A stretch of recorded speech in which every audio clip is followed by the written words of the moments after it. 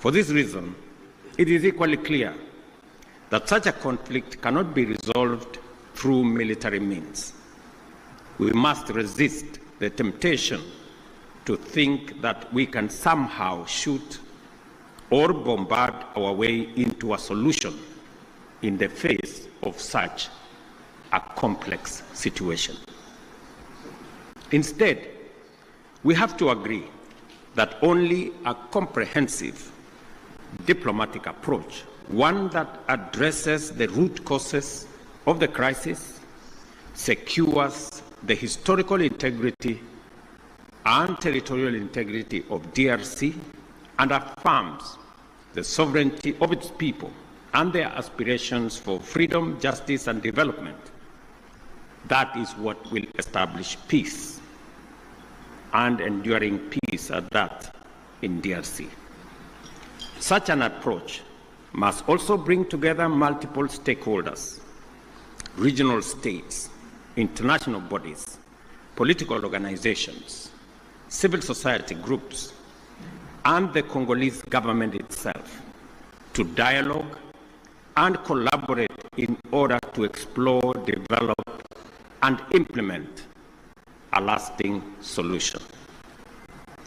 Excellencies, I am confident that you agree with me that dialogue is not a sign of weakness. It is a testament to our collective wisdom and strength, both as leaders and as communities. It shows our capacity to articulate issues patiently and clearly, listen to each other, consult comprehensively with a common goal in mind, and negotiate patiently until we reach a better outcome than the bitter results of bloodshed. It is in this spirit that we must encourage all parties to put aside their differences and mobilize for engagement in constructive dialogue aimed at achieving the sustainable solution of conflict by peacefully addressing all underlying issues. I believe that we have a singular opportunity to build on the gains and lessons of Luanda and Nairobi peace processes. We have a historic opportunity as the broader neighborhood of the DRC to mobilize our collective will into a fused, single, and coherent initiative towards the resolution of this complex crisis. Such an approach will bring all our assets to bear and minimize the possibility of parallel initiatives that duplicate and undermine progress, including creating unnecessary competition as we strive for peace. My dear brothers and sisters, this calls for our unwavering political support. I therefore urge Your Excellencies at this extraordinary joint summit to deploy our best effort and muster our total commitment to facilitate a sustainable settlement that lays the foundation for a stable and prosperous democratic Republic of Congo. I dare say, Excellencies, the situation may be complex, it may be protracted, it may have been with us for years, but I believe the situation in the DRC can be solved, should be solved, and must be solved. For this reason, it may also be prudent for the consolidated single EAC SADC initiative on this matter to be supported by a strong secretariat that can provide the necessary coordination, monitoring, and enforcement to ensure effective implementation of outcomes. The international community must stand in solidarity with the people of DRC during this time by aligning their support with this initiative. I conclude, Excellencies, by affirming our robust commitment to achieving sustainable peace and development and integration across the region. The security of DRC is essential not only for the stability of the country, but also to the prosperity and cohesion of the entire EAC and SADC. We call upon all parties to prioritize dialogue, cooperation, and above all, the protection of civilian lives. I thank you once again for being able to be here on this very important mission.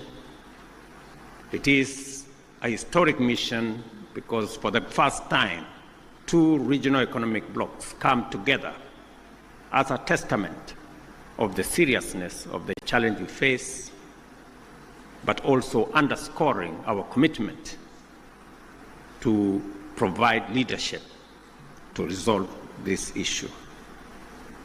Thank you very much. May the Almighty God bless all of you and bless our region. Asanteni sana, merci beaucoup, Mayor Brigato. Thank you very much.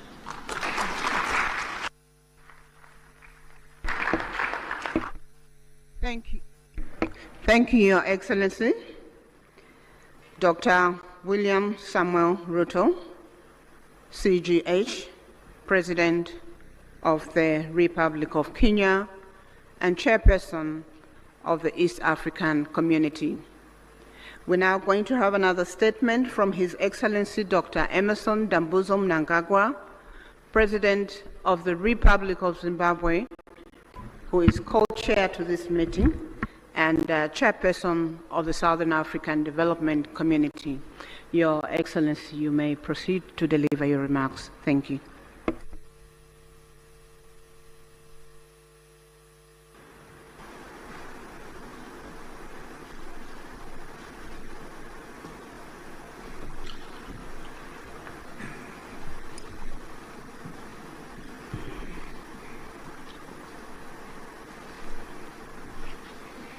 Your Excellency,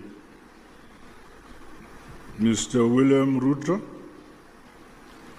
President of the Republic of Kenya and Chairperson of the East African Community and co-chair of this summit. Your Excellency, Dr.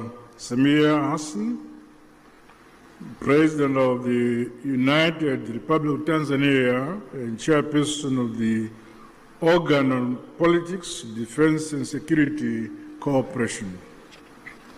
Your Excellencies, heads of state and government from our regional bodies, honorable ministers who are here, the SADC Executive Secretary, His Excellency Elias Magosi, the EAC Secretary General, His Excellency Mrs.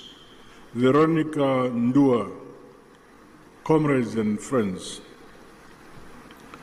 It is my distinct honor and privilege to make these remarks of welcome to this historic gathering.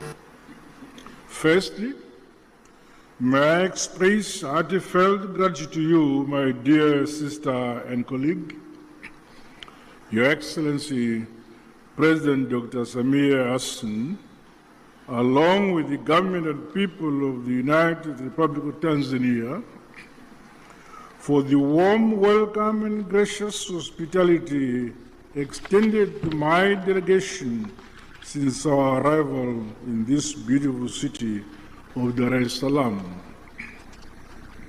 In the same spirit, I also extend sincere appreciation to my dear brother, Your Excellency, President William, for their diligent work in preparation for this joint summit.